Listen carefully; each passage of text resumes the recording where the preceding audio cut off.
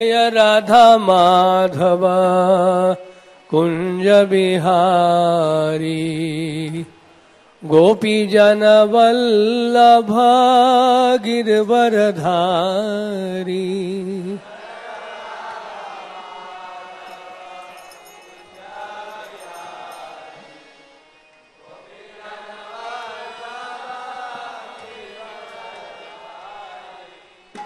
जय राधा माधव कुंज बिहारी गोपी जन वल्लभ गिरवरधारी।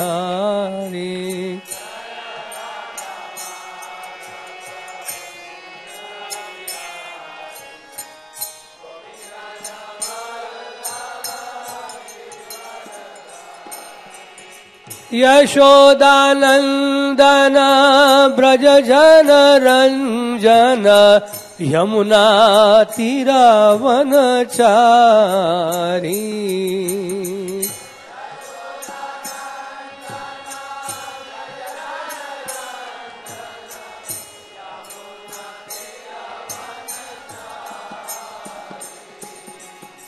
यशोदानंदन ब्रज जन रंजन यमुना तीरावनचारी।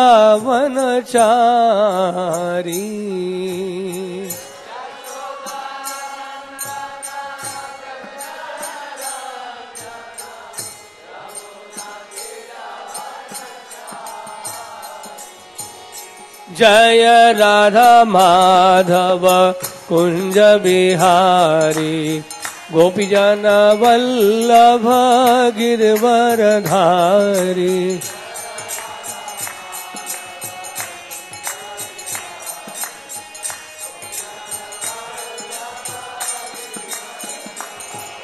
राधा पार्थ सारथी राधा पार्थ सारथी राधे।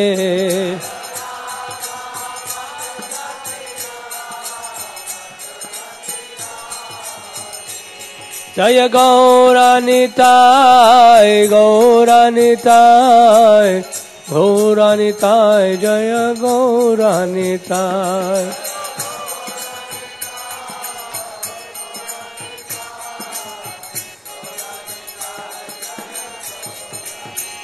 प्रभुपाद प्रभुपाद प्रभुपाद जय प्रभुपाद।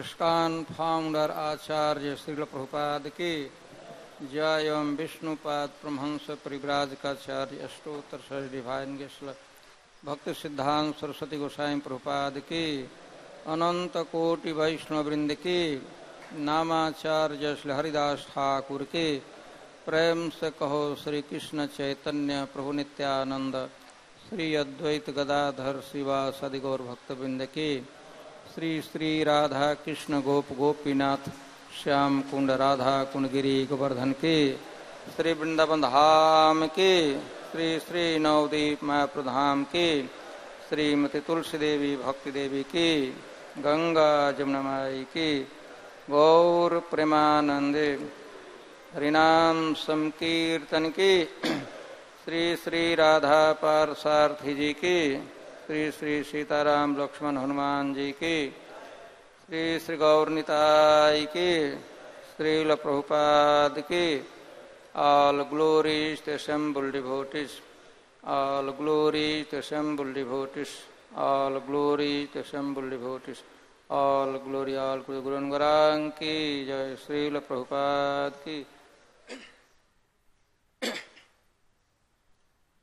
नमो विष्णुपादाय कृष्णपृष्ठाय भूतले श्रीमते भक्तिवेदांत स्वामिनिति नामिने नमस्ते सारस्वते देवे गौरवाणी प्रचारिणे निर्विशेष शून्यवादी पाश्चादेशतारिणे।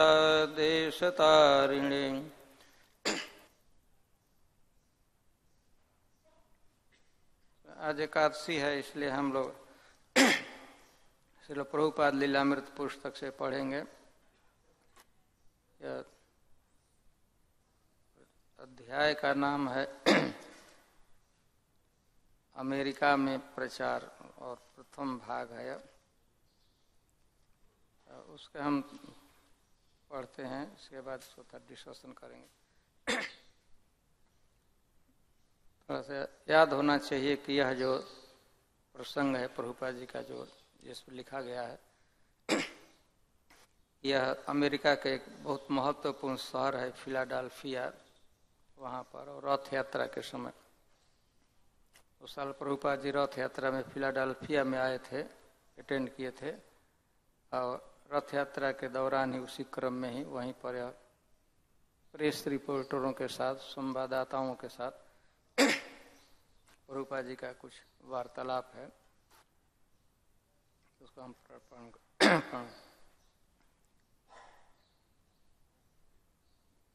मिस निक्सन, यहीं से है ना। यह सबसे घिनौना अपराध है जो कोई कर सकता है। श्रील प्रभुपाद मिस जोन्स से, क्या आप समझती हैं कि यह बहुत अच्छा धंधा है? मिस जोन्स, मैं समझती हूँ कि यह बहुत उलझा हुआ प्रश्न है प्रभुपाद। इसलिए मैं कहता हूँ कि स्वतंत्रता के नाम में वे आपके साथ धोखा कर रहे हैं। आप इसे नहीं समझती। वे आपको ठग रहे हैं और आप सोचती हैं कि आप स्वतंत्र हैं। टॉपिक है जो संवाददाताओं के साथ, प्रेस रिपोर्टरों के साथ, न्यूज रिपोर्टरों के साथ हो रहा था। जनरली इस समय सभी विश्व के सभी भागों में, विशेषकर पाश्चात्य देशों में एक नोशन है, मान्यता है, एक आइडियोलॉजी है कि man and women have equal rights.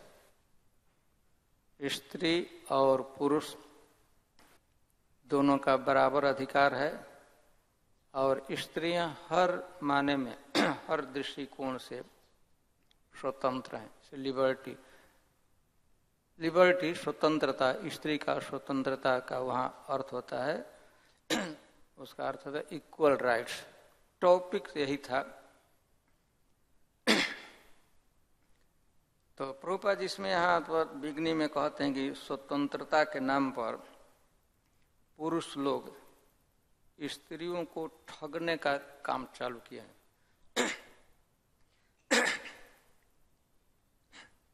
तो उसी ठग आप इसे नहीं समझती हैं, वे आपको ठग रहे हैं। पुरुष लोग स्त्रियों को ठग रहे, चीट कर रहे हैं, वंचना कर रहे, एक्सप्लॉइट कर रहे हैं, और आप समझती हैं कि आप स्वतंत्र हैं। और आपको लगता है कि वो लोग तो बड़ा हमको स्वतंत्रता दे रहे हैं, इक्वल अधिकार दे रहे हैं, लेकिन आप ठगने पर लगे हुए। ठगने का अर्थ होता है, आप लोग जंगलों में होता है, किसी चिड़िया को फंसाना होता है तो शिकारी एक जाल रखता है और जाल में थोड़ा दाना डाल देता है। तो चिड़िया को तो लगता है अरे बाप रे, कितना है फूड फॉर लाइफ, कितना हमारे लिए खाना की व्यवस्था करते हैं। अथवा जो मछली पकड़ने वाले होते हैं, बंसी लगाते हैं, तो जो हुक होता है, नोक होता है, उसमें थोड़ा सा आटा डाल देते हैं, पानी में डाल देते हैं। मछली समझते अरे बाप कितना है, मैंने उपकार करने वाले रंती देव आ गए हम लोगों को खाना देने के लिए। तो स्त्रियों को ऐसे ही लोग, पुरुष लोग देकर ऐसा कि तुमको स्वतंत्रता है, घूमना चाहिए। प्रभुपाद जी बहुत कड़े शब्दों में ब्लंटली कहने को आपको ठग रहे हैं और आप समझते हैं कि हम स्वतंत्र हो गए। मिस निक्सन कहते, वे उस उत्तरदायित्व को भूल जाते हैं जो स्वतंत्रता के साथ आता है। प्रभुपाद जी, हाँ वे पुरुष, वे मतलब पुरुष जिम्मेदारी नहीं लेते, वे दूर भागते हैं, वे आनंद लेते हैं और चल देते हैं। और औरत को जिम्मेदारी ढोनी पड़ती है, या तो बच्चों की हत्या कर दो या उसको पालन के लिए भीख मांगो। क्या आप समझती हैं कि भीख मांगना अच्छा है? भारत में यद्यपि गरीबी से पीड़ित हैं भारत में यद्यपि वे गरीबी से पीड़ित हैं, फिर भी वे स्वतंत्र नहीं होती। वे अपने पतियों के संरक्षण में रहती हैं और वह पूरी जिम्मेदारी लेता है। स्त्री को न तो बच्चों की हत्या करनी पड़ती है, न उसे पालन के लिए उसे भीख मांगनी पड़ती है। हाँ, स्वतंत्रता किसे कहेंगे? एक पति के अधीन रहना स्वतंत्रता है, या हर एक से भोगी जाने के लिए आजाद होना स्वतंत्रता है? स्वतंत्रता है नहीं, फिर भी ये सोचती हैं कि वे स्वतंत्र हैं। इसका मतलब यह है कि किसी बहाने पुरुष स्त्रियों के साथ प्रवंचना कर रहे हैं। यही बात है। तो स्वतंत्रता के नाम में वे एक अन्य वर्ग पुरुष द्वारा प्रवंचित होने को राजी हैं। यही परिस्थिति है।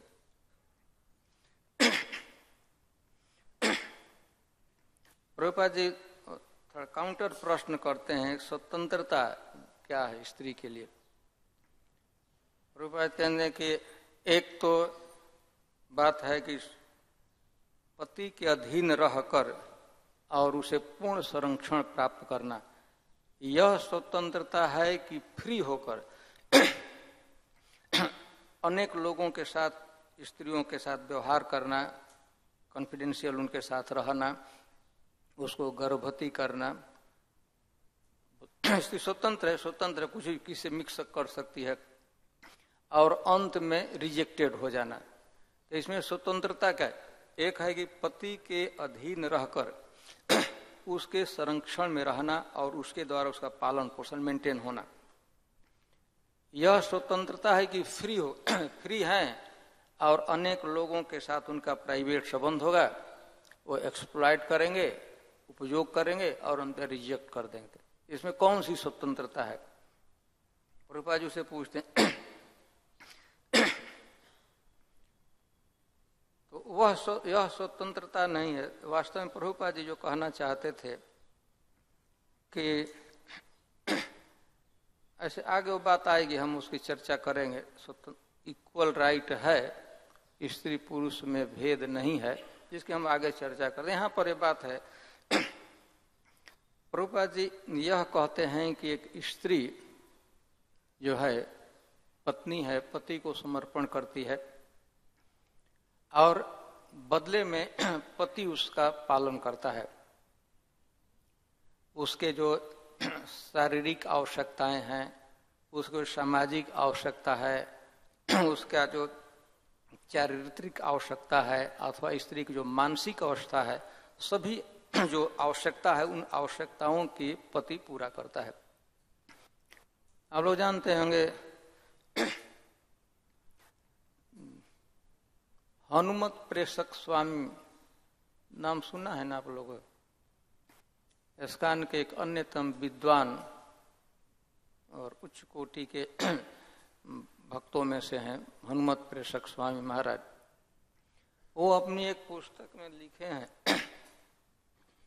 थोड़ा श्लिष्ट हम लोगों के भागवतम के पाठ में चाहे हो सकता है कि अश्लील जैसा वल्गर जैसा लैंग्वेज हो, यद्यपि कि नहीं है, लेकिन कभी कभी प्रतीत होता है। वो कहे हैं, उसको व्यक्त किए हैं कि एक स्त्री विवाहित होती है, लड़की विवाहित होती है, अपने संपूर्ण अपने अंगों का विशेष तरह विवाह के अवसर पर श्रृंगार करती है, विशेष प्रकार का आभूषण पहनती है, पति उसे स्वीकार करता है। और जब प्रथम रात्रि में, अच्छा प्रथम दिन वह अपना घूंघट खोलती है, एकदम समर्पण के साथ पति का हाथ पकड़ती है, तो पति उसका हाथ पकड़ता है, पति उसको स्वीकार करता है, तो वह यदि सचमुच सही ढंग से होता है तो यह एक साइकोलॉजिकल इम्पॉसिबिलिटी है डाइवोर्स।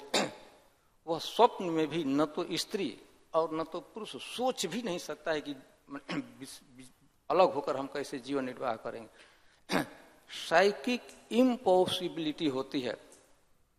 प्रभुपाद जी हालांकि जो भी बड़े बड़े उच्च कोटि के हमारे संस्था में भक्त हैं, हनुमत प्रेषक स्वामी महाराज, तो प्रभुपाद जी की इन्हीं वाक्यों से वो इस डिराइव करते हैं इस स्टेटमेंट को, इस प्रपोजिशन को, कि पति को, पत्नी का धर्म है पति के प्रति समर्पण करे और पति पूर्ण उत्तरदायित्व के साथ उसके हर एक आवश्यकताओं की, चाहे उसकी सामाजिक आवश्यकता होती है, समाज में एक स्त्री को प्रतिष्ठा रहनी चाहिए, तो उसके प्रतिष्ठा पर किसी प्रकार का आंच न आए, किसी प्रकार का धब्बा न लगे, उसके हमेशा संरक्षण करता है। आर्थिक आवश्यकताएं हैं, शारीरिक आवश्यकताएं, उसकी मानसिक आवश्यकता, संपूर्ण अवस्थाओं को पति उसे पूरा करता है अपने भूखों। तब यह कहाँ प्रश्न प्रभुपाद जी यहाँ पर जिक्र करते हैं कि इस समय की क्या स्थिति है कि लोग विवाह करते हैं, तथाकथित विवाह करते हैं, पत्नी गर्भवती हो जाती है और पति लोग छोड़ देते हैं, डाइवोर्स हो जाता है, तो चले जाते हैं। पत्नी जो लड़की स्त्री है बेचारी, वो क्या करती है, उसके पास दो ऑप्शन है। अकेले अपने आप में बच्चे का पालन नहीं कर सकती है, तो या तो वह डिसीजन लेती है कि गर्भ नहीं मार दिया जाए, गर्भ में मार दी, गर्भपात जिसे कहते, अपना ही फ्लश और ब्लड है जिसको महीनों तक गर्भ में धारण की हुए, कैसी वह माँ का क्या हृदय होता है कि उसे मार देती है, यह डिसीजन लेती है कि मार दे दें।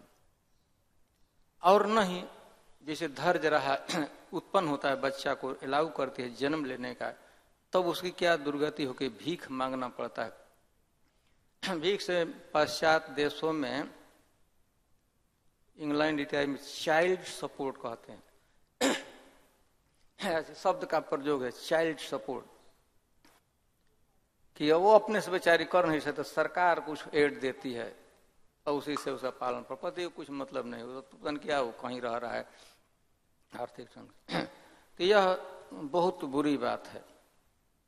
स्त्री स्वातंत्र के नाम पर, इक्वल राइट्स के नाम पर पुरुष लोग स्त्रियों का शोषण कर रहे हैं, और भोली भाली वह मूर्ख स्त्री समझती है कि ये तो बड़ा हमको स्वतंत्रता दिए हुए।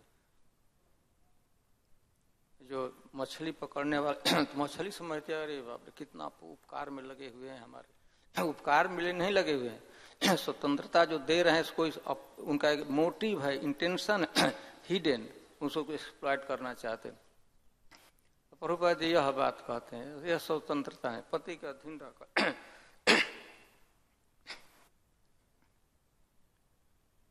प्रभुपाद ने बताया कि कृष्ण भावनामृत आंदोलन में स्त्रियों को सर्वाधिक सम्मान दिया जाता है, हाईएस्ट रिगार्ड।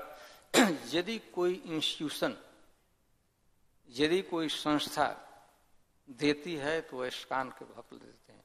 और इसका जो आर्जिन है वैदिक संस्कृति, वैदिक संस्कृति में ऐसा है कि स्त्री को हाईएस्ट पॉसिबल रिगार्ड देने को यह संस्कृति तैयार है।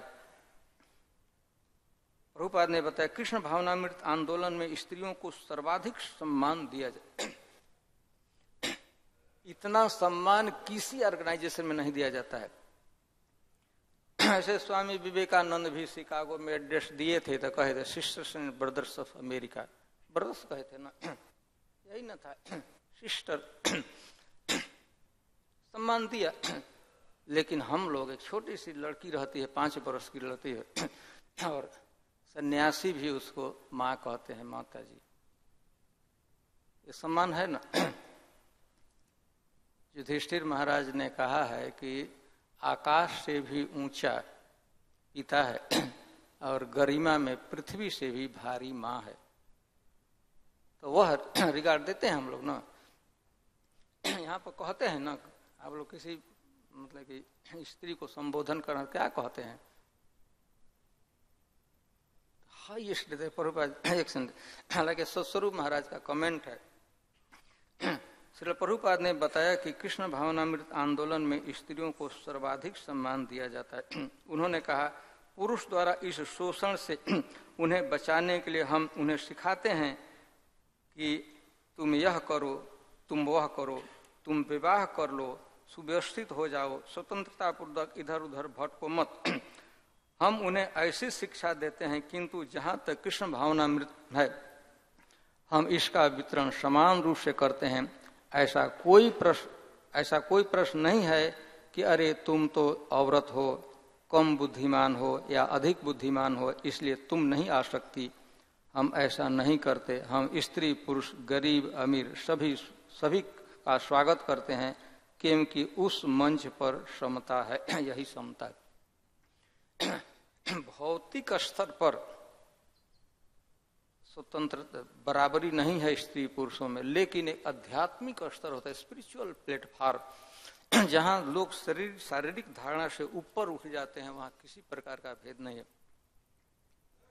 जीव का जो सहज स्वरूप है, चाहे वह स्त्री के शरीर में हो, मेल बॉडी में हो अथवा फीमेल बॉडी में, जो जीव है सहज रूप से वह सभी कृष्ण का दास है। जीवेर स्वरूप है कृष्ण नित्यदा। तो उस प्लेटफॉर्म पर, उस स्तर पर, आध्यात्मिक स्तर पर समता है, किसी प्रकार का भेद। इसीलिए जहां तक कृष्ण भावनामृत में कृष्ण भावना के अनुशीलन का प्रश्न है, कृष्ण कॉन्शियसनेस कल्टीवेशन का प्रश्न है, उसमें कोई इंफीरियर सुपीरियर नहीं है। सभी समान है, सभी को समान अधिकार है, इक्वल राइट्स है कि वह कृष्ण भक्ति को अर्जन कर सके, कृष्ण प्रेम को प्राप्त कर सके। लेकिन भौतिक स्तर पर हम लोग जब तक हैं, शारीरिक स्तर पर हैं, तो कुछ न कुछ हमें भेद करना पड़ता है और करना चाहिए भी। इसके बाद मिस जोन्स ने प्रश्न पूछना आरंभ किया। श्रील प्रभुपाद ने शिकागो पहुंचने के दिन से वह उसका प्रचुर भौतिक वैभव देखे। टॉपिक यहाँ बदलता है। जो जोन्स जो प्रेस रिपोर्टर थी, तो शिकागो, हम आप लोग जानते हैं, हम इसके पीछे भी चर्चा हुई थी कि लेक मिशिगन एक बहुत बड़ा समुद्र ही है, लेकिन अब लेक कहा जाता है, कुछ खास कर मीठा पानी उसका है। सैकड़ों माइल वो बड़ा सैकड़ों माइल वो बड़ा तालाब है। उसके उसी समय से यह एसोसिएटेड, तो प्रभुपाद जी को ऑब्जर्व कर रहे हैं कि बहुत इनके पास ऑपुलेंस है, भौतिक वैभव देख रही थी। उसने आरंभ किया, आपने कहा कि आप बहुत छोटे हैं और आप ईश्वर नहीं हैं, तो भी मुझे एक बाह्य व्यक्ति होने के नाते ऐसा लगता है कि भक्त आपके साथ ऐसा व्यवहार करते हैं मानो आप ईश्वर हो। आप तो कहते हैं कि बड़े छोटे व्यक्ति हैं, नम्रता तीर्णादपि सुनिचना की बात कहते हैं, लेकिन मैं देख रही हूं, आप बार बार कहते हैं कि आप भगवान नहीं है, लेकिन आपका सम्मान तो ऐसा किया जा रहा है, पूजा आपकी प्रतिष्ठा के जैसे स्वयं भगवान ही हूं। यह एक प्रश्न है, जनरल प्रश्न। तो प्रभुपाद जी से क्या, हाँ यह भक्तों का कर्तव्य है, ठीक जैसे एक सरकारी अधिकारी का। स्वयं वह बहुत महत्वपूर्ण नहीं है, किंतु जब तक वह सरकार के आदेशों को कार्यान्वित करता है, उसका सम्मान सरकार जैसा होना चाहिए। यही नियम है। एक मामूली पुलिस का आदमी भी आता है तो आपको उसे आदर देना होता है, उसे आदर देता है, क्योंकि वह सरकारी आदमी है। किंतु इसका आशय यह नहीं है कि उसका आदर होता है। यदि वह सोचता है कि मैं सरकार बन गया हूं, लोग मेरा आदर कर रहे हैं, तो वह मूर्ख है। किंतु शिष्टाचार का नियम यही है कि जब सरकारी आदमी आए तो आप उसे सरकार जैसा ही आदर दें। मिस जोन्स, मुझे आश्चर्य है कि भक्त आपके लिए किस तरह अनेक सुंदर भौतिक वस्तुएं लाते हैं। उदाहरण के लिए, जब आप हवाई अड्डे से चले तो आप एक सुंदर बड़ी और अनोखी कार में चले। मैं तो आश्चर्यचकित थी।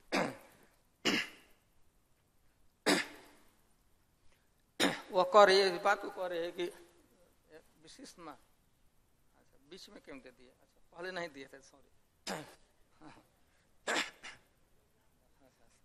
अच्छा बात आ गई तो ठीक ही आपने किया।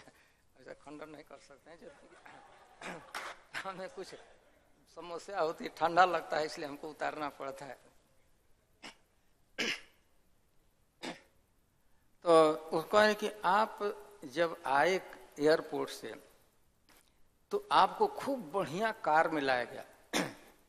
सामान्य नोशन है कि भाई साधु महात्मा को विरक्त रहना चाहिए, भाल ना खाइबो भाल ना परिबो ग्राम बर्तना, अच्छा नहीं खाना चाहिए, अच्छा कपड़ा नहीं पहनना चाहिए। लेकिन आपका तो ऑपुलेंस देखा रहा कि उसमें शायद अंग्रेजी कार का नाम भी लिखा हुआ है। कार्डलैक कोई कार है, मर्सिडीज तो आप सुने होंगे। बढ़िया कार यहाँ पर क्या है? सबसे बढ़िया कार इसमें कौन सा है?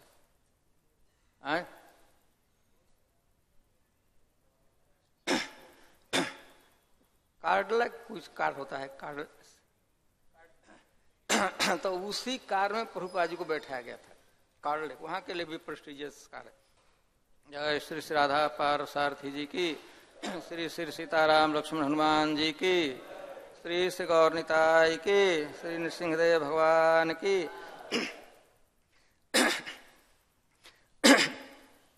तो प्रभुपाद जी इतना आदर करते हैं, तो मुझे आश्चर्य हो रहा है कि एक साधु को, फकीर को, बेगर को इस कार में, बड़ी बढ़िया से कार में बैठने की क्या जरूरत है? तो प्रभुपाद जी कहते हैं कि देखिए सर, वो अपने को, मैं भगवान का आदमी नहीं हूं, भगवान नहीं हूं, लेकिन भगवान का मैं प्रतिनिधि हूं, कृष्ण की बातें कहता हूं, इसीलिए मेरा जो सम्मान हो रहा है यह कोई अनुचित नहीं है। यद्यपि जानते हैं कि भक्तों को का कर्तव्य होता है कि गुरु का, बड़े भक्त का सम्मान करे, परंतु गुरु सम्मान के लिए डिमांड नहीं करता है, वह कमांड करता है। डिमांड मतलब कि जो सम्मान दिया जाता है, लेन देन होता है बीच में, गुरु के और शिष्य के बीच में एक दूसरे को सम्मान देता है, तो वह गुरु के तरफ नहीं होता है, या शिष्य अपने तरफ देता है, वह नहीं चाहता है। अथवा वो स्वीकार भी करता है तो इसलिए स्वीकार करता है कि एक माध्यम बनता है भगवान को सम्मान। मैं भगवान का प्रतिनिधि हूँ, भगवान का कार्य कर रहा हूँ, तो मुझे सम्मान मिल रहा है, तो वास्तव में मैं उसका भोक्ता नहीं, वह सम्मान भगवान को जाना चाहिए, अपने पास नहीं। ज्वाइने का ऐसा नहीं सोचता कि मैं तो बड़ा आदमी हो गया, तभी लोग प्रणाम कर रहे हैं, अच्छा भेंट दे रहे हैं। साक्षात धरित्वेन समस्त शास्त्रे युक्त उक्तस्तथा भाव वेते, किंतु प्रभोर्य प्रिय एव तस्य। यद्यपि सभी शास्त्र, सभी प्रमाणिक संत कहते हैं कि गुरु साक्षात भगवान ही है, दूसरों के तरफ से, दूसरों की मानते हो भगवान, लेकिन किंतु प्रभो, लेकिन उसकी क्या मानता है? अपना उसका किंतु प्रभो प्रिय, वह मानता है कि मैं भगवान का सेवक हूँ। तो जो सम्मान भक्त लोग हमको कर रहे हैं, उनका कर्तव्य है, करना चाहिए। इसलिए नहीं कि मैं उनका गुरु, मैं भगवान का प्रतिनिधि हूं, मैं उनको भगवान के विषय में बता रहा हूं, इसलिए उचित है। प्रभुपाद, यह उन्हें आदर करना सिखाना है। यदि आप किसी अच्छा, तो मान ले वो देते हैं, प्रभुपाद जी स्वीकार क्यों करते हैं? तो उनको टीचिंग के लिए, उनको इंस्ट्रक्शन के लिए, उनको एक शुद्ध भक्त का, गुरु का आदर करना चाहिए, इसलिए भी मैं स्वीकार करता हूं। उन्हें यह आदर करना सीखना है। यदि आप किसी सरकारी आदमी का आदर सरकार की तरह करते हैं तो आपको उसके साथ वैसा ही व्यवहार करना चाहिए।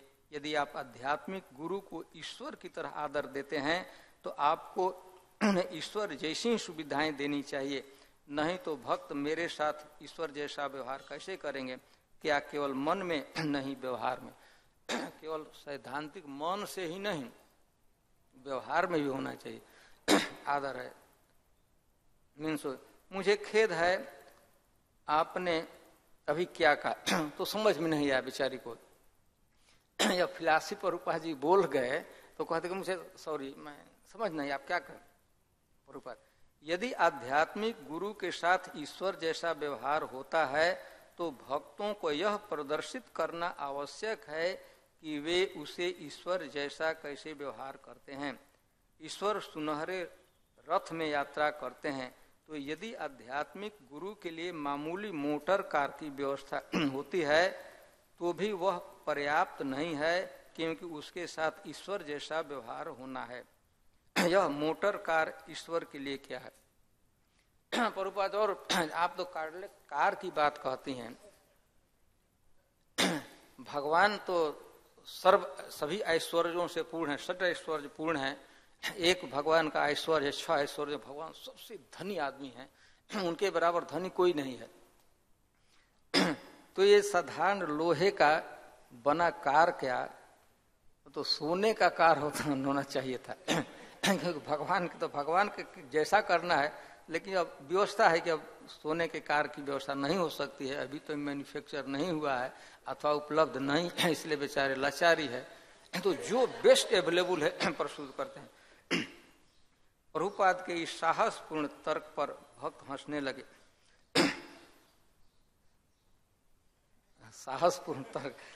प्रभुपाद के साहसपूर्ण तर्क पर भक्त हंसने लगे। उन्होंने इस तरह कभी नहीं सोचा था, यदि गुरु भगवान का प्रतिनिधि है तो उसके लिए इस भौतिक संसार की एक, हाँ लिखा हुआ है, कैडिलक कार मात्र की व्यवस्था किए जाने पर यह बितंडा के कैडिलक वही कार था। आप ठीक है, यही कार था प्रभुपाद जी का। जब अब पता नहीं दोनों जगह की, एक जगह कम से कम फिलाडेल्फिया में तो कैडिलक कार की व्यवस्था की गई थी।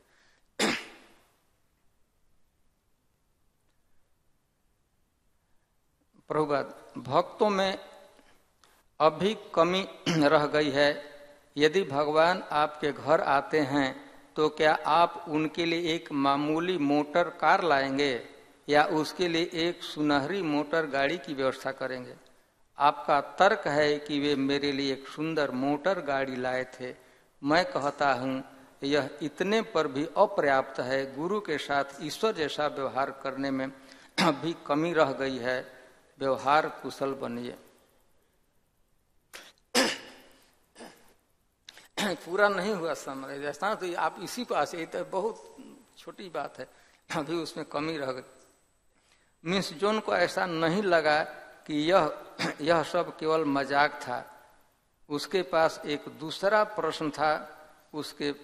उसके प्रश्न अधिक चुनौतीपूर्ण होते जा रहे थे। प्रभुपाद ने उन्हें समझाया कि किस तरह चीजों का उपयोग परिदृश्य में समझने के लिए उसके पास आध्यात्मिक अंतर्दृष्टि का होना आवश्यक था। कोई चीजें सभी समझने, आध्यात्मिक दृष्टि, अंतर्दृष्टि होता है, इनसाइट होता है, तो कुछ बातों को समझ सकते हैं, किंतु आपके पास वैसी दृष्टि नहीं है। इसलिए शिष्यों द्वारा मेरे लिए एक सुंदर मोटर कार की व्यवस्था किए जाने पर आपको ईर्ष्या हो रही है। अतः आपको अंतर्दृष्टि से काम लेना है। एक अंधा व्यक्ति देख नहीं सकता, आंखों का प्रयोग देखने के लिए होना चाहिए। और यह कुछ अचिंत्य, जिसे इनकंसीवेबल है, सामान्य व्यक्ति को नहीं समझ सकता है, वो देखने के लिए अंतर्दृष्टि की जरूरत है, आध्यात्मिक दृष्टि की। तो वह दृष्टि आपको भी डेवलप करना चाहिए। मीन्स जोन्स के पास एक प्रश्न और था। उसने कहा कि कृष्ण भावनामृत समझने के लिए जो सबसे बड़ी, सबसे कठिन वस्तु है, उसमें से एक है अर्चा विग्रह। तो पहले तो प्रश्न था, सब्जेक्ट मैटर था स्त्री स्वातंत्र। दूसरा वो व्यवहारिक प्रश्न था कि साधु को इतना सम्मान क्यों देना चाहिए, उस विषय में प्रभुपाद जी बोले। अब तीसरी बात वह कह रही है कि कृष्ण भावना में भक्ति में अनेक चीजें हैं, समझने में बहुत कठिनाई होती है। वह स्त्री कहती है कि उसमें से एक जो हम लोगों को, जो विशेषकर पाश्चात्य संस्कृति में पले हैं, वहाँ का हमें परिवेश पता है, वहाँ की संस्कृति पता है, तो उस परिवेश में उस मेंटल हमारा जो सिचुएशन, उसमें जो अर्चा विग्रह है, श्री विग्रह की आराधना होती है, यह समझ में नहीं आता है।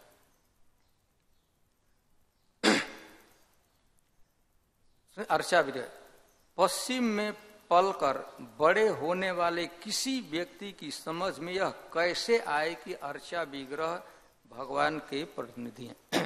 जो पाश्चात्य कैसे विश्वास किया जाए कि मूर्ति पत्थर में चाहे लकड़ी में चाहे पेंटिंग में भगवान है, यह कैसे कह रहे विशेष करके हम लोग जो पाश्चात्य संस्कृति में पले हैं, मेरे लिए किसी के लिए बहुत कठिन।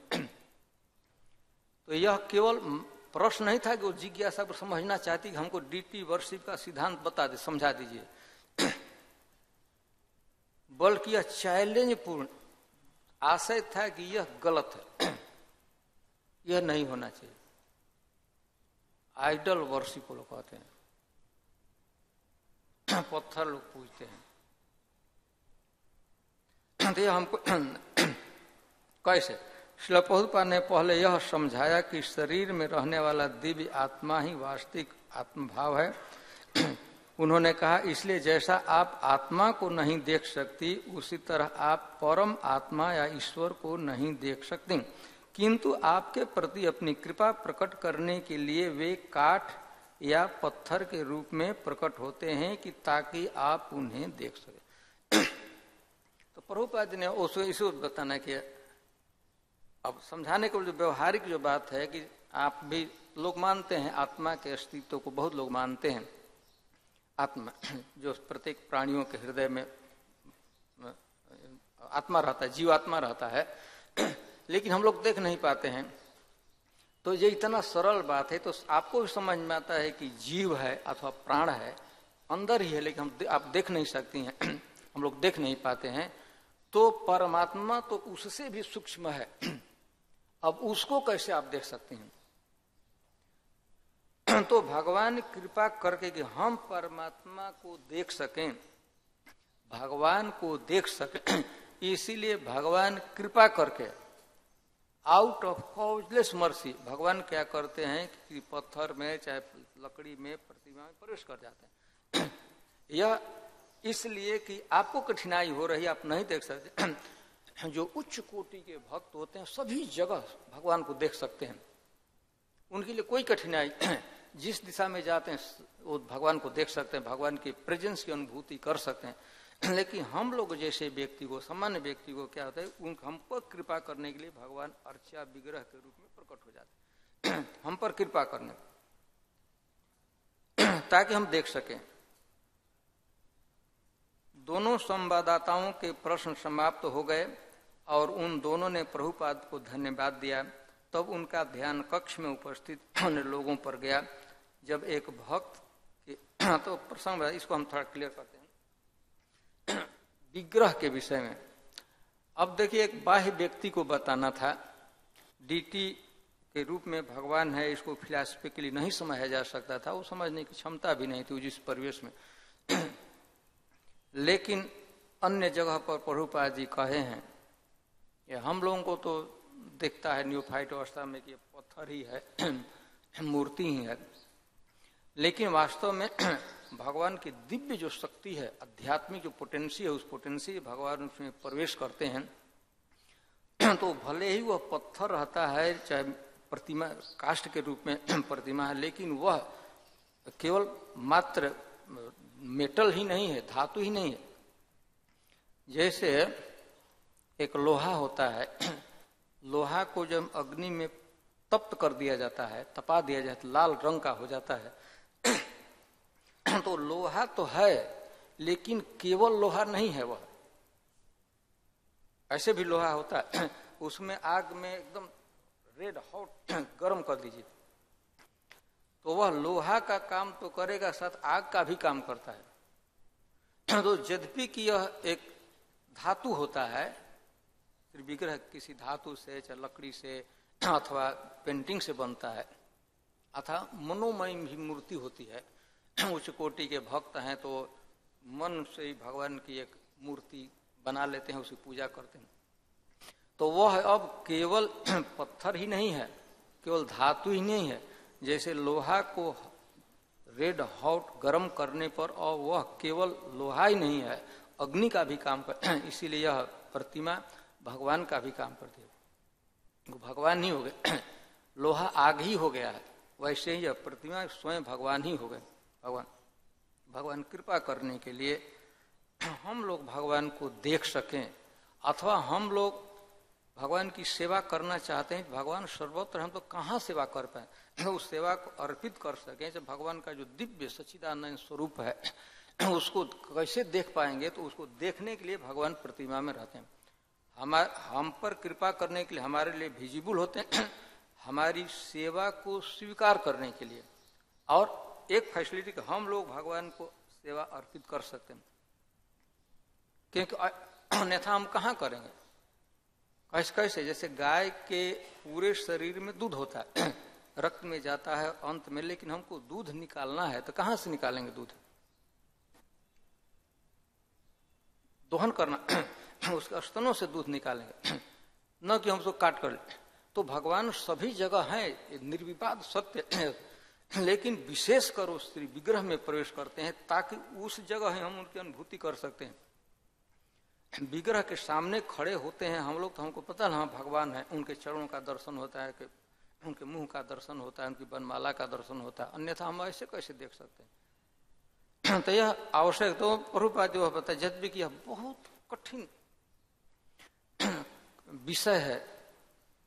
आप लोग जानते हैं विश्व के 99.9% इन लोगों को विश्वास नहीं है कि भगवान विग्रह रूप में भगवान है। ये साधारण लेमैन की बात नहीं कह, नमहाजनो दिव्या विमोहितमति बतमाल, बड़े बड़े विद्वान लोग, आचार्य लोग भी इसको नहीं समझ पाते हैं। भले ही वो दया में कितना भी आनंद लेते हों, कितना भी बड़ा व्यक्ति हों, लेकिन श्री विग्रह की बात आती है तो एकदम गले से उतरता नहीं है।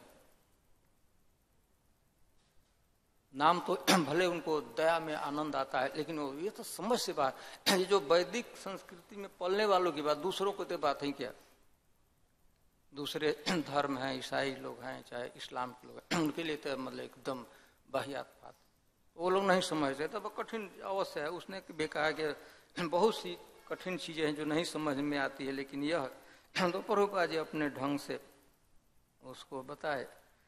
इसके बाद दोनों संवाददाताओं के प्रश्न समाप्त हो गए और उन दोनों ने प्रभुपाद को धन्यवाद दिया। तब उनका ध्यान कक्ष में उपस्थित अन्य लोगों पर गया।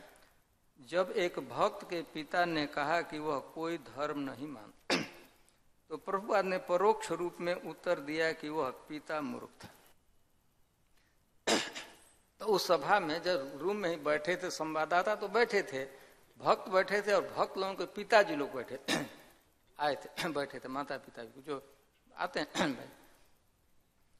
तो उसमें से एक भक्त के पिता, नाम नहीं दिया, किसी को पिता थे, तो उन्होंने ऐसे लोग कहते हैं, मैं तो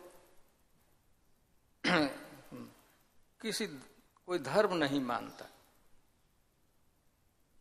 धर्म से उनका मतलब होता है, वो कहते हैं कि हम धर्म मानव धर्म मानते हैं, तो यह धर्म कहते हैं कि मैं हिंदू धर्म, मुस्लिम, ये नहीं मान, कोई धर्म को नहीं मानता, धार्मिक मान्यता। तो प्रभुपाद ने परोक्ष रूप से उनको उत्तर दिया कि वो तो समझते हैं कि प्रभुपाद जी लोग समझते हैं कि मैं जानता हूँ बहुत को, इसलिए बहुत ज्ञानी हूँ, ऐसे तो धर्म मानना तो मूर्ख लोगों का काम है, मान्यता है, सुपरस्टिशन है, बड़े। तो प्रभुपाद ने सांकेतिक रूप से, परोक्ष रूप से उनको कहा कि मैसेज दिया कि आप मूर्ख हो। कहा नहीं, एक भक्त के पिता थे तो फिर, लेकिन मैसेज पास कर दिया है। तो उनको जो होता था कि बड़ी हमारी प्रशंसा हुई, तो वो उस व्यक्ति ने इसे स्वीकार किया और उसने स्वीकार भी किया। अच्छा, अच्छी बात है, नहीं तो लोग प्रतिकार करते हैं, कोई अपने को मूर्ख नहीं। किंतु भक्त की माँ की रुचि धर्म की ओर अधिक थी। प्रभुपाद ने उसकी प्रशंसा यह कहकर की कि लड़का माँ के लक्षण प्राप्त कर, कि माता ही बैठी थी तो उसका रुचि, तो वो प्रशंसा की। स्त्री इंक्लाइन थी धर्म के। तो प्रभुपाद जी एक सैद्धांतिक बात की कि जब बच्चे का जन्म होता है, चाहे पुत्र हो था पुत्री, तो माता पिता के दोनों के संस्कार उसमें आते हैं।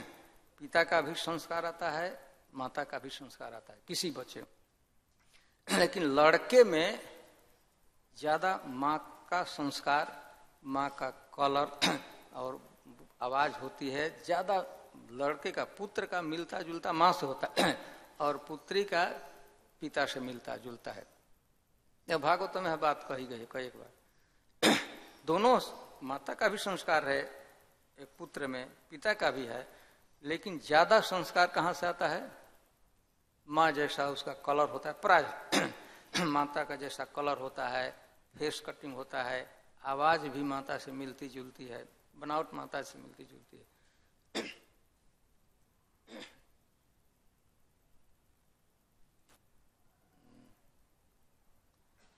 आप लोग जानते होंगे कि जब पांडव और कौरवों का परीक्षण हो रहा था, अंग्रेजी में करते हैं कन्वोकेशन, जब ग्रेजुएशन के बाद जुड़ते हैं उस फंक्शन को क्या कहते हैं? गेट टुगेदर नहीं। तो पांडव और जो सीखे थे, द्रोणाचार्य से विद्या सीखे थे, तो कर्ण भी उसमें प्रवेश किया। द्रोणाचार्य से कहा कि मैं भी उसमें भाग लेना चाहता। कुंती भी वहां बैठी थी, कुंती जाती थी, मेरा ही लड़का है। द्रोणाचार्य ने पूछा कि बेटा क्षमा करो, क्षत्रियों का समाज है, इसमें क्षत्रिय ही भाग ले सकते हैं, तुम बताओ किस जाति को? और बेचारे कर्ण को पता नहीं था कि मैं कुंती का पुत्र हूँ। वो तो समझा था मैं वो राधा नाम की जो घोड़ा चलाने वाले स्त्री थी, शूद्र। तो उस समय कुंती ने एक बार साहस बटोरा। अब देखिए हमारे पुत्र का कितना भारी अपमान किया जा रहा है कि तुम पूछा तुम किस जाति हो? क्षत्रिय हो की? दूसरा कोई नहीं जानता था, कुंती जानती थी कि वह क्षत्रिय है, मेरा पुत्र है। एक बार उसने साहस बटोरा। हाँ, उसके पहले कहते जब कुंती जी का गया उसके कर्ण के पैर के तरफ देखा, उसके पैर को, तो कुंती का पैर और कर्ण का एकदम मिलता जुलता। तो उसको देखकर कुंती फेंटेड हो गई थी, गिर गई थी। हम यह कहना चाहते हैं कि जो पुत्र में माँ का संस्कार, कल्चर और कलर आता है ज्यादा, और पुत्री में पिता का आता है। तो प्रभुपाद यही बात कहते हैं। अब माँ थी और भक्त हो गया है, भक्ति कर रहा है, तो पिता तो साफ कह रहे हैं वो धर्म मानती नहीं। तो यह संस्कार किससे, कहाँ से आया था? तो वहां पर उस माँ की प्रशंसा उन्होंने उसमें धार्मिक है, तो उसका पुत्र भी ज्वाइन किया हुआ। प्रशंसा करके लड़का माँ के लक्षण प्राप्त करता है।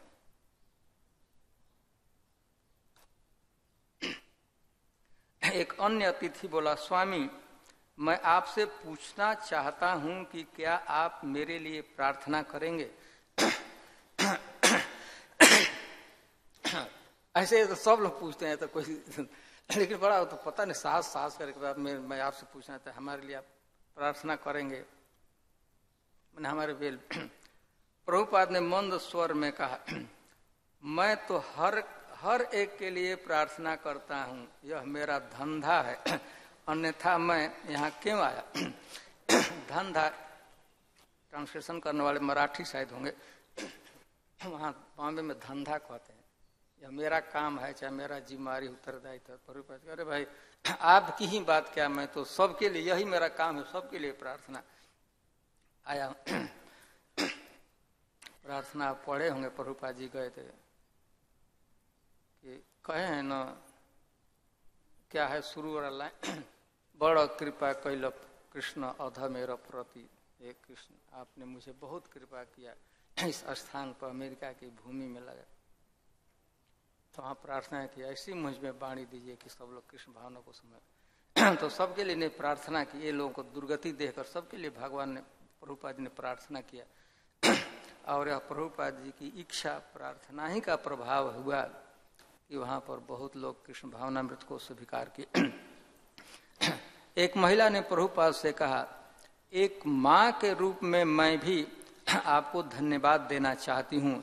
मेरी लड़की जाए कृष्ण भावना मृत पा गई है, कल दीक्षा के लिए उसकी संस्तुति की गई है। प्रभुपाद जी को सुनकर एक माँ थी, वो तो मतलब कि मैं माँ हूँ और मुझे बड़ी आपको धन्यवाद कि मेरी लड़की को आपने कृष्ण भावना कृष्ण भक्ति का दान किया और कल ही उसकी दीक्षा के लिए रिकमेंड किया गया है।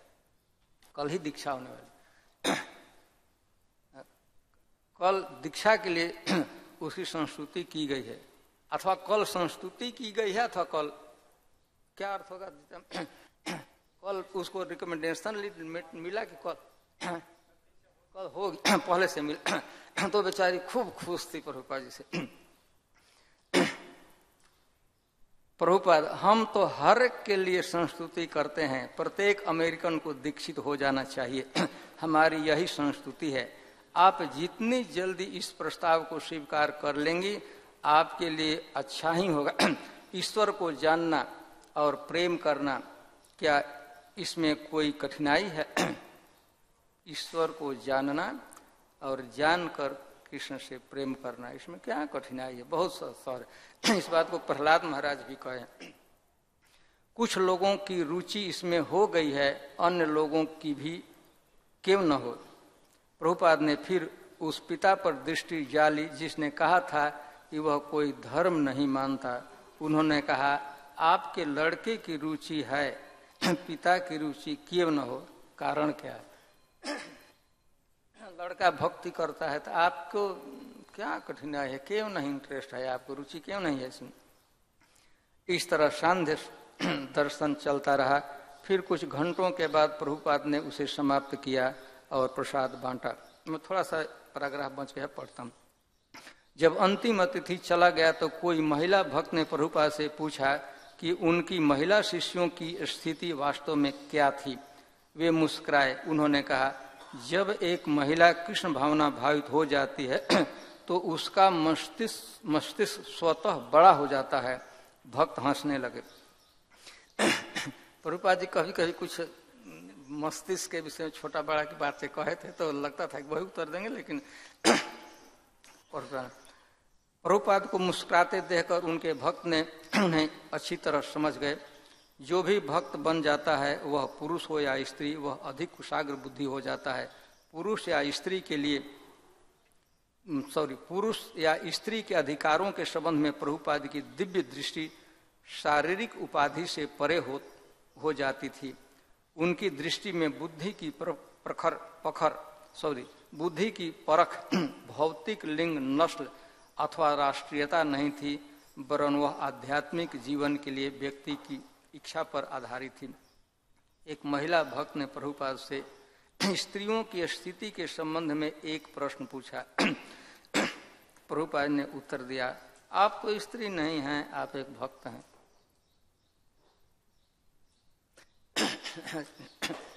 स्त्री के विषय में कि स्त्री आप तो स्त्री है ही नहीं, आप तो भक्त हैं। तो उस स्तर पर इस तरह आप तो स्त्री नहीं हैं, आप एक भक्त हैं। तो है फिलाडेल्फिया में आज के इस प्रसंग में स्त्री स्वातंत्र, गुरु का आदर और नेक्स्ट डीटी वर्षिप और अंत में प्रभुपाद जी थोड़ा संस्कारों की बात कह दिए। ठीक है, समाप्त करते हैं, समय हो चुका है। फिर भी कोई क्लियर नहीं मुझसे हुआ हो, कोई ऐसा होता है कि हम अपने समझ से तो की भाषा का लिमिटेशन होता है, कोई नहीं समझ में आई है तो आप कम से कम यह मन में छवि बैठनी चाहिए कि प्रभुपाद जी फिलाडेल्फिया के किसी मंदिर के किसी कमरे में बैठे हुए हैं। वहाँ दो विशेषकर माता जी लोग प्रेस रिपोर्टर है और भी भक्त बैठे हैं और प्रभुपाद जी के साथ कुछ प्रश्नोत्तर हो रहा है। शायद हम लोग प्रश्नोत्तर नहीं भी समझ पाएंगे, लेकिन केवल मन से चिंतन भी करेंगे, प्रभुपाद जी का चिंतन करेंगे, भक्तों को चिंतन करेंगे, उद्देश्यों से हमारा कल्याण हो जाए। हरि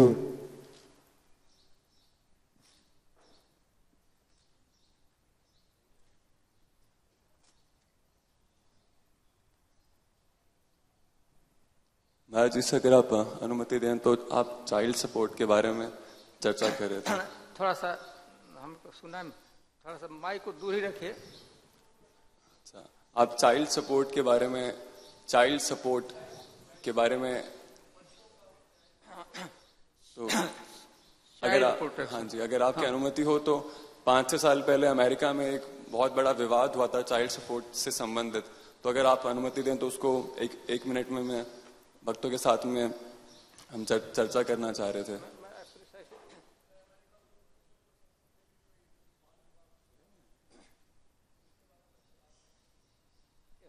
इन जनरल इस्कॉन के बाहर अमेरिका के अंदर एक विवाद हुआ था कुछ वर्ष पूर्व। तो अगर आप अनुमति दें तो उसमें किस तरह से जो प्रभुपाद बता रहे हैं उसी को वो पुनर्स्थापित करता है वो विवाद। शायद हमको जानकारी नहीं है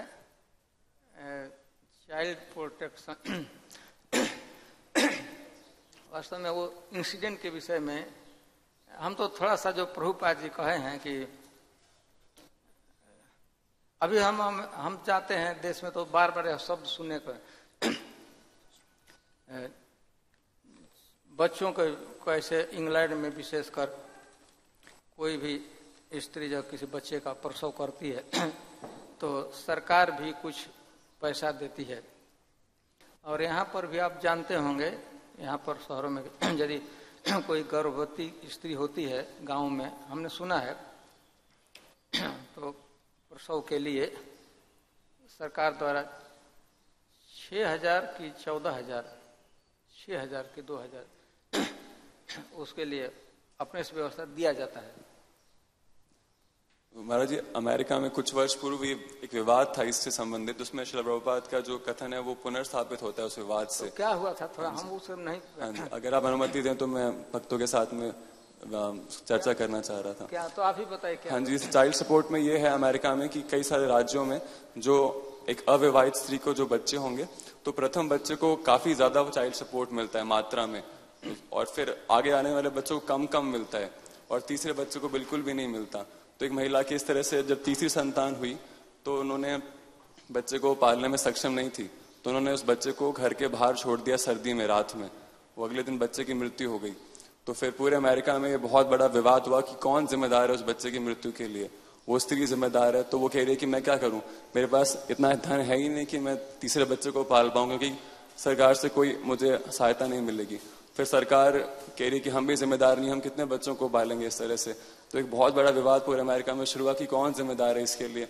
तो अगर हमारी वैदिक संस्कृति को पालन करने लग जाएं सभी लोग, शिवर बता रहे हैं, तो ये सारी समस्याओं का हल है। तो उसमें ठीक है, बहुत बढ़िया, अच्छा, मुझे बहुत अच्छा लगा। वो विवाद था कि मैंने अब कौन रिस्पॉन्सिबल है। तो प्रभुपाद जी के परिप्रेक्ष्य में पति को कर्तव्य था पालन करना चाहिए, चाहे जिसने पति चाहे जिसने गर्भ में उस बच्चे को डाला उसका होना ही भी चाहिए। नहीं तो बच्चा पैदा हो गया और वो चल दिए दूसरे तरफ। अब स्त्री बेचारी क्या करेगी। तो धन्यवाद, बहुत अच्छा। ठीक है, तो समय तो हो गया। अब कुछ नहीं ना श्रील प्रभु। अच्छा बोलिए बोलिए। आज एकादशी है, थोड़ा प्रसादम में देरी होगा तो कोई बात नहीं। आप सर। हरे कृष्ण महाराज, आपने बताया था कि भारत में जो वेदों का पालन करते हैं, जो कई विद्वान भी हैं, उनके भी गले से ये बात नहीं उतरती कि विग्रह में ही भगवान है। तो उसका क्या कारण हो सकता है ऐसा? वो कैसे श्लोक है, जमराज कहते हैं, प्रायेण वेद तदिजम न महाजनोयम दिव्या मिवो हितमति पते आयाल मायाल वैतानिके महति कर्मणि युज्यमान। ऐसे प्रायण वेद तदिदम न महाजन। यमराज जी अपने दूतों से कह रहे हैं, उसने कह दिए ना कि वो व्यक्ति जामिल केवल नाम जपा कर, तो नाम की मैं तो उन्होंने प्रायण वेद तदिदम न महाजन। तथा कथित बड़े बड़े विद्वान लोग भी